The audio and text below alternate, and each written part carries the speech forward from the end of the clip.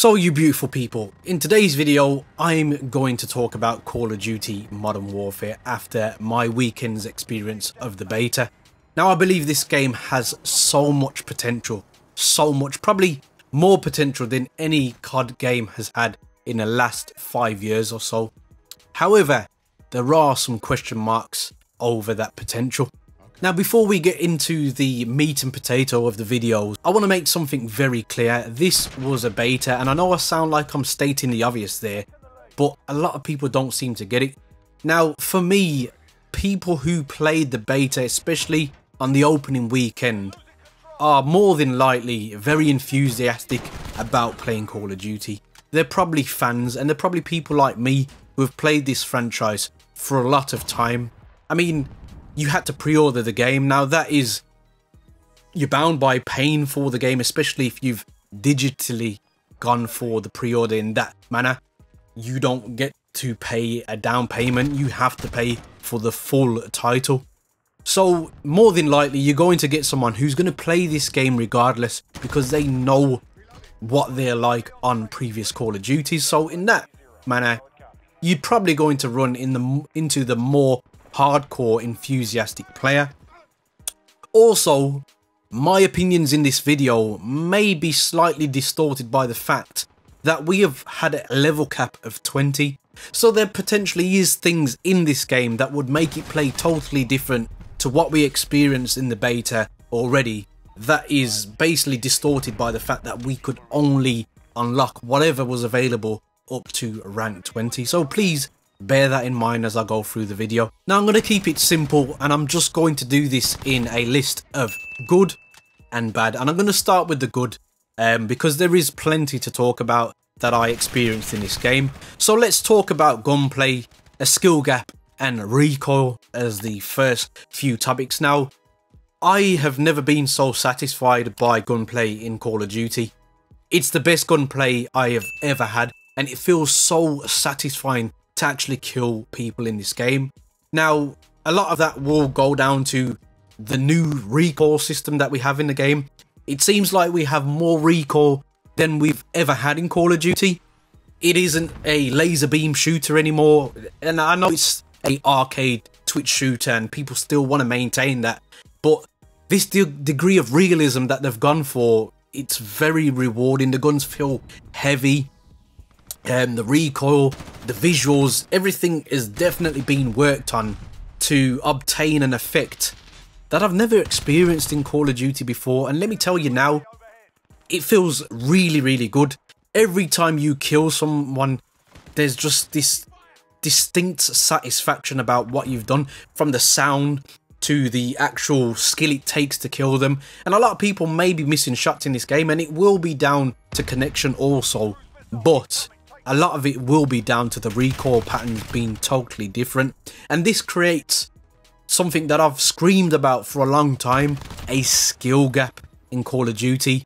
Now something that makes me grind games for a longer period of time and gives me greater satisfaction is a skill gap, and knowing that I've got something to work towards, something to get better at, because there's nothing more rewarding than whether you play basketball, soccer, baseball, golf.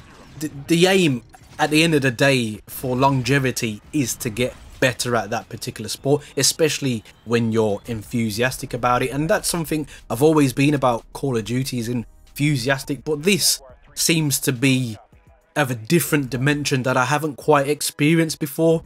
But it's all good in the manner of that I'm speaking. Sticking with gunplay, one thing that I have to talk about, and it is in a good section for me, is the time to kill. Now I'm not going to talk about the connections because that's something that is in the bad, spoiler alert, I'm sorry. But with the time to kill, I've always been impressed with Infinity Ward's time to kill.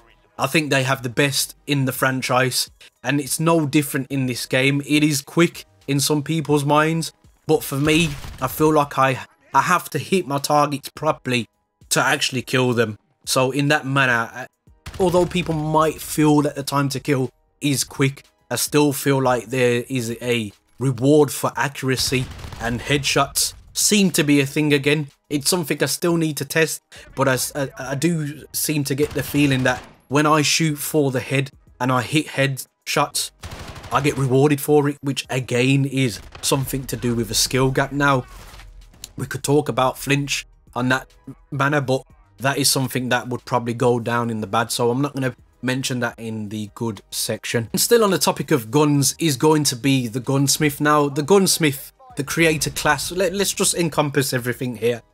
I really love the versatility of it, the individuality of these classes, because one thing that I've noticed in Call of Duties of late, well, all Call of Duties if you think about it, is it's not long before there's a best class setup video from everybody, because everybody has managed to work out the more dominant class. Now, in this game, it seems to me, because of the gunsmith, there are certain attachments that you can only get on certain guns. There's different calibers. There's so many different ways to modify or change your class that this gives a greater sense of individuality and versatility for people. So you can like a certain gun, but it might not be the best gun for you because you want a certain perk on it, i.e. there are certain guns that you can have sleight of hand on, there are certain guns you can't have sleight of hand on. So it gives the individual the choice to have certain things, but you have to sacrifice also. So you may have a favourite gun, but it may have a downside. It may have plenty of positives, but there's still a downside. And I really like this aspect of the game. In fact, for me personally, it's one of the best aspects of the game that I've found so far. It's going to be something that needs more time to get a grasp of, because there are so many little things, i.e. the MP5. I've heard people complaining about the health regen's too long. Now, I've noticed with the MP5, if you put certain rounds on, it will damage that, it will inflict damage for a longer period of time for that person. So there are a lot of people that I've seen using the MP5 because there are only certain guns unlocked at the moment, and this might contribute to that factor. Moving on, the obvious, and I have to state this still in the video, which was always going to go in good, is the graphics. And these, I'm gonna marry the setting of the game. We have asked for a modern shooter for a long period of time, but to get one that looks as good as Call of Duty has never looked this good in all of the years that I've played it. They have done an absolutely phenomenal job in the color palette, the setting. It doesn't look washed out, but it still looks very gritty.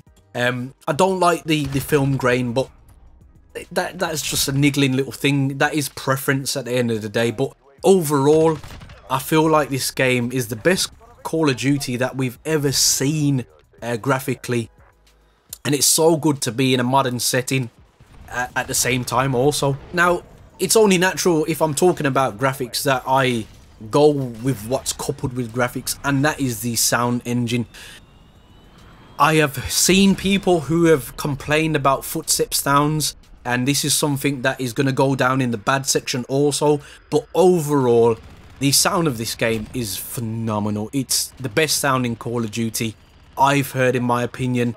It's so good in terms of the gun sounds are very, very realistic. It's quite obvious they've done their homework in what guns are shooting.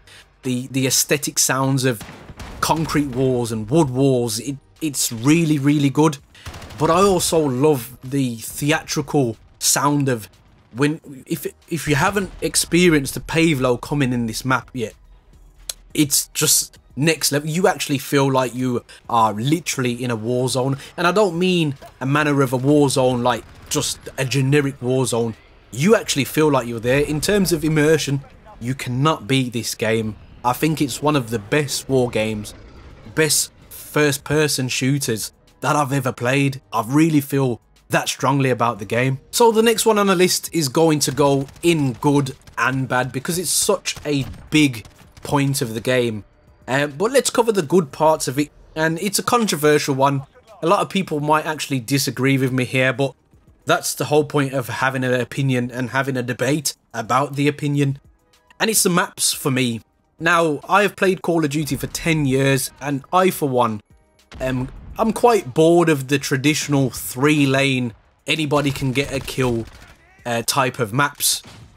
Now, For me, I've always liked the Infinity Ward maps, stuff like Afghan. This map definitely reminds me of Afghan to a degree, because real maps in the real world and keeping that realism about the game, you're not going to have 3-lane, just naturally 3-lane coincident or 3-lane maps. It's just not going to happen. So I like this non-symmetrical, asymmetrical kind of map design. It's really pleasing to have to learn your map thoroughly to be a dominant player as such.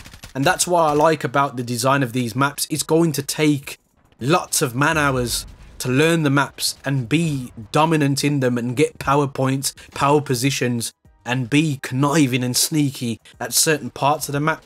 This again goes down to a factor that I like about this game: the promotion of a skill gap. It's something that has lacked in Call of Duty for a long time, and a lot of people have complained about the game being dumbed down for the newer player, which has been very true, but this is very apparent in the map design. But again, we will come to the bad parts later on in the video. We're close to finishing up with the good parts of the game, and one of the points that I really have to mention is the kill streaks. They are very powerful in the game if people aren't camping in caves, and they definitely give you that reward factor, because let's be honest, currently in the beta, it hasn't been without its problems. It's been very hard and a lot of graft to get kill streaks, so they've felt very rewarding when I've managed to obtain them. In fact, they've been quite scarce to come by, so when you do get them, it's almost like you want to take your shirt off and run down the road spinning it over your head. They are great, and again, with the noise, the sounds they make, it's so special in this game. They've really made me happy. And finally, my last good point about the game that I experienced was the in-depth amount of controller settings, the fact that you can change your ADS settings with marksman rifles and scope rifles. I thought this was a nice addition to the game. I still would like a individual ADS setting in comparison to your traditional horizontal and vertical aims. I'm sure this is something they'll probably incorporate into the game, but it's nice to see that they're stepping it up, so again you can customize your loadout and your experience even further. So that was a really good addition to the game.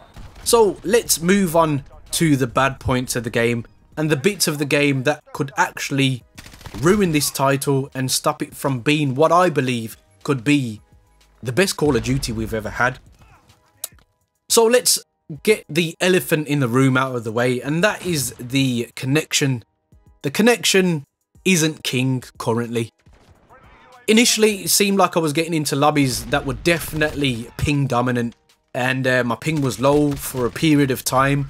But as the weekend progressed, I started to notice, especially because people's calling cards were their flags. Now, I'm not saying for a second that people couldn't have an American flag or a Belgian flag and not be living in the UK with myself, but it seemed very suspicious that when I heard people talking in the lobby, they also had the same accent that would correspond with their flag, which was just a glaring flare for me to say, hello, that's definitely not connection wise, because anytime I connect with someone in the States, for instance, it is guaranteed over 100 milliseconds lobby, and I'm on something like 18 milliseconds, so you'd think I'd get married up with people like that. And I haven't been running my net doomer, so I have been letting the game connect me to whoever it wants. So that's something that definitely needs tuning for the final game,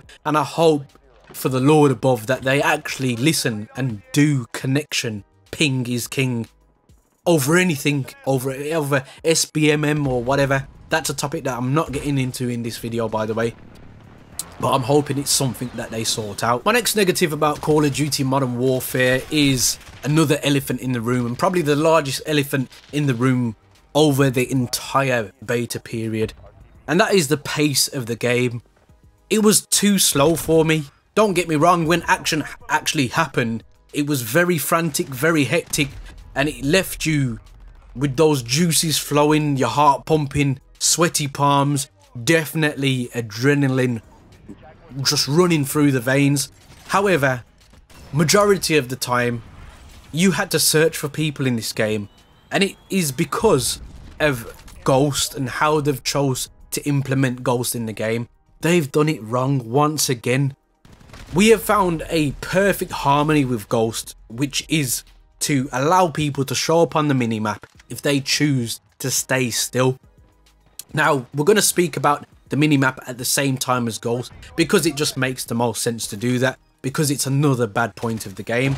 Now, initially they didn't have the minimap in the game, and you may know I did a video vouching for why there shouldn't be a minimap, and I will eat my humble pie. I'll get my knife and fork out right now and say that I was wrong about that.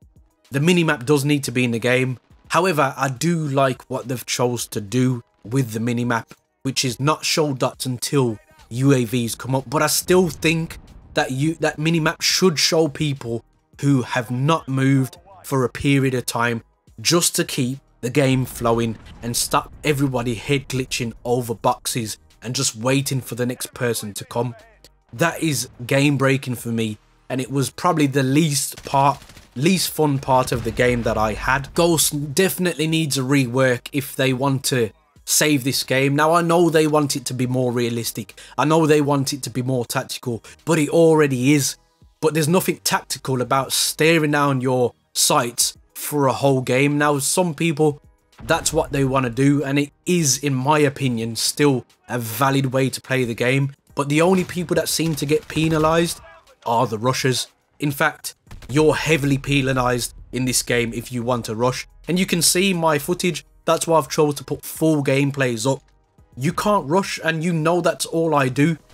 I get a lot of kills, but I also die a lot in the game. And it can become quite frustrating to know that you have to rein it in and change the way you play just to accommodate this game. It's not how the game should be played at all. So as I mentioned earlier in the good section, I spoke about maps, and I did say that maps was also going to come in the latter part of the video in the bad section. And for me, the bad part about the maps is they are too heavily loaded with boxes and ways to get on roofs. There's too many roofs, and there's quite a few windows. Now, the windows is probably the least of my worries, because if there weren't so many ways to head glitch over a wall, and there weren't so many ways to get on a roof, I don't think I'd have such a big problem. Now, for me, I love the verticality in the game. Don't get that twisted for a second, because it gives you that players will get that higher IQ and that higher understanding of where they can manipulate certain things. But you also need to give people an idea as to where this is going to happen. At the moment, it's just too much. It's a cluster. Yeah, I don't need to say it.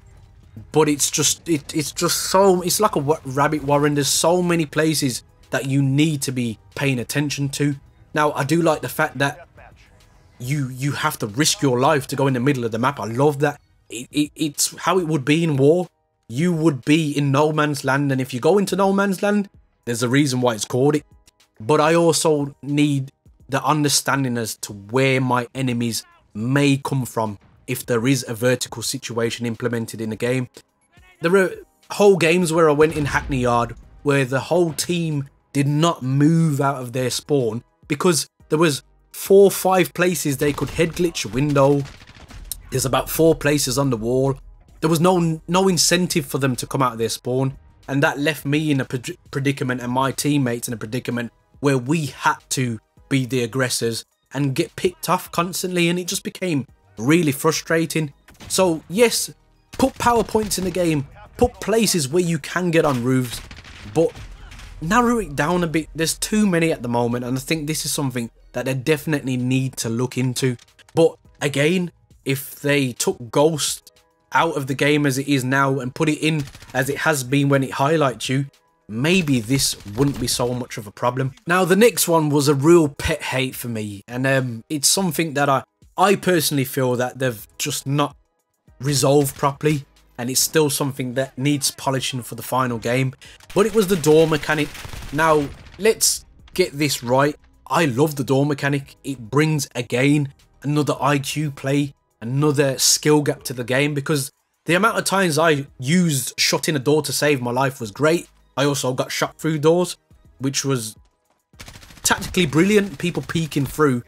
But if you're going to barge through a door, then yes, it should make a loud noise. If you're going to walk through a door, I don't think it should make the same noise as barging through. And this got me killed so many times in the game. It became really frustrating that I tried to adapt my playstyle, but I still got penalised as if I was rushing, so I might as well rush in the first place. So I definitely believe Infinity Ward needs to look at doing something to how quickly you approach a door is how loud the door becomes. That would really make a difference in the game. And again, I think it would further increase the skill gap ceiling and make for some really interesting tactical play in Call of Duty, because this is what I love about this game at the moment. It seems very tactical, but not over the tactical, if that makes sense to anybody. And whilst we're on the topic of doors making sounds, there's some bad parts to the sound in the game. You may have saw my video where I've done a best sound settings in the game, and I literally played it for you so you could hear yourself the clarity. And Headphones 3 seems to work the best. However, I genuinely believe they need to turn down your footsteps as an individual and also your teammates' footsteps. Yes, make them audible, but nowhere near as loud as your enemies, because there's so much confusion, and so many times I found myself turning around, even though they've now incorporated the mini-map, which is something we're going to get onto in a second. I just found my head spinning sometimes, and these are the little things that got me killed. So when I made the dedication to make a certain play and be tactical, I was penalised because there was just so much clutter in terms of noise. So I definitely believe that's something they need to look into, and I would be very happy if they incorporated it into Call of Duty Modern Warfare. So let's talk about the minimap. Yes, I am willing to compromise, and I'm happy with what they've done, and I'm quite happy to keep it how it's been. My biggest problem with the minimap is they've zoomed in far too close. I believe J God done a little clippy on Twitter where he done a picture, and the current minimap is 20 meters in circumference, which is the same as a Censored on Black Ops 4, whereas the original minimap in Black Ops 4 shows you 40 meters. I also hate the fact that it's a circular minimap. I prefer a rectangular one. It gives you so much more information, but at the same time doesn't give too much away if you don't know what you're looking for, and that's exactly how it should be at the end of the day. Moving on, the black and white screen, really frustrating, and I think very unnecessary in this game. Again, I did mention earlier that it seems to last for a long period of time, but this could be because so many people are using the MP5. It does have this bullet penetration system where once it inflicts damage, it constantly inflicts damage for a longer period of time, so it's almost like a wounding effect. But for me, I am more than happy to have my traditional red blood dots on the screen and heavy breathing. That's all you need to give me. I don't like the silence. I think it gives you too much of a disadvantage if you get clipped and you try and run away. People just chase you down and finish you off too easily in that manner, and I don't like that aspect of the game. The lighting definitely needs a bit of a rework. I think it's too dark in certain portions of the map, far too dark. If you turn up your brightness, you get like a white haze. I really would appreciate some type of contrast in the options list of the game, instead of having to mess with the contrast on my monitor and then have to change that back inconveniently in another game. There should be a contrast setting, because the amount of times I've been killed by someone in the kill cam that has been sat there and I've not saw them because it's just that dark in the game. You shouldn't be forced to try and turn up your brightness and then it gives you a white haze over the screen. So I think to combat that, a contrast setting would be absolutely perfect. In terms of kill streaks, I do think there's a downside to having them, and that is in objective game modes. And my solution would be simply to reward someone who's captured, I wouldn't say a full kill, I think that might be too much. I think the best thing they could do here is to give half a kill, so an assist and 2 assists equal 1 kill every time you do something that is an objective type of gameplay in the game. I know people have suggested that in objective game modes, use score streaks. That is another option, but I don't feel like that's healthy for the game overall, as I do like the incentive of actually going into people's spawn and going into people's objective and trying to kill them to gain those all important kill streaks. So finally, the last few things to close this video. I don't like the respawn delay, although I do believe when you respawn in, I do like where you get a quick snapshot of the map and you can actually see where people are that are camping mainly. Claymores are too strong at the moment. You used to get a click and then you would get the claymore go off. Short delay after. I think they just go off so instantaneous right now. You've got no chance against them and they're very, very hard to see. So the lasers need to protrude some more, and I think there should be just a slight delay so you've got a chance to react. And if you're too late, boom, you're done. I know there's a perk to, you know, counter them as such, but even then I've managed to get killed with that. And finally, something that I believe they're going to remove anyway is the outlines of your teammates. Too much clutter on the map, there's just too much information. It doesn't need to be done now they've tried to incorporate some type of minimap. So I know it's a long-winded video, but there was a lot of things that I needed to cover, and I wanted to go real in depth with my experience over the weekend to give you guys a clearer picture as to where I'm sitting with this game. Overall, I think it's got the potential to be the best Call of Duty I have ever played and you've ever played, but there are certain things that definitely need tweaking for that to become a reality. So guys, let me know down in the comment section your favourite parts of the beta and your least favourite parts of the beta. And as always guys, there are many buttons you could hit, but a like and subscribe button, I hope they took your fancy. And as always guys, don't forget to stay on the right track. Peace.